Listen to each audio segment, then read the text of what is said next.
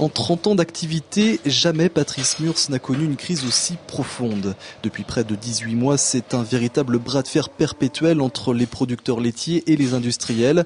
Au cœur des tensions, le prix du lait.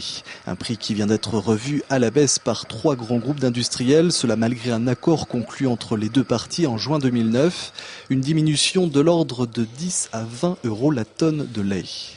10 à 20 euros sur 600 000 litres de lait, c'est-à-dire sur 600 tonnes à l'année, ça fait à chaque fois que c'est 10 centimes, c'est 6 000 euros qui manquent. 6 000 euros, quand vous avez 3 salaires à sortir, vous voyez ce que ça peut représenter très vite. Et quand on parle on est plutôt avec un manque de 20 euros tonnes, on est plutôt sur 12 000 euros de recettes en moins.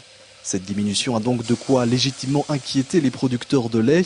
Avec un prix fixé à 310 euros tonne, ils n'atteignent pas le seuil de rentabilité, estimé entre 330 voire 340 euros les 1000 litres. Et certains, à l'image de Patrice Murs, sont très inquiets quant à l'avenir de leur exploitation.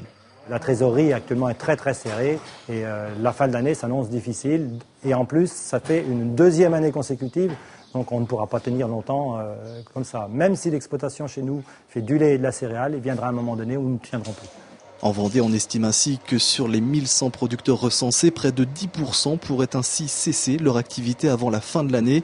D'autant qu'à ce problème du prix du lait s'ajoutent d'autres éléments tels que la sécheresse, obligeant les exploitants à acheter du fourrage, ou encore le remboursement des investissements réalisés pour la mise aux normes de leurs installations. Alors autant dire que la crise du lait ne fait que commencer. Pour Patrice Murs en tout cas, la mobilisation risque très certainement de se durcir. On voit le mouvement partir dans l'ouest de la France. Hier, c'était dans le Midi, avec, dans un premier temps, des mouvements contre certains produits, certaines entreprises. Mais demain matin, ça risque d'être beaucoup plus chaud s'il n'y a pas d'accord de prix national dans les jours qui viennent.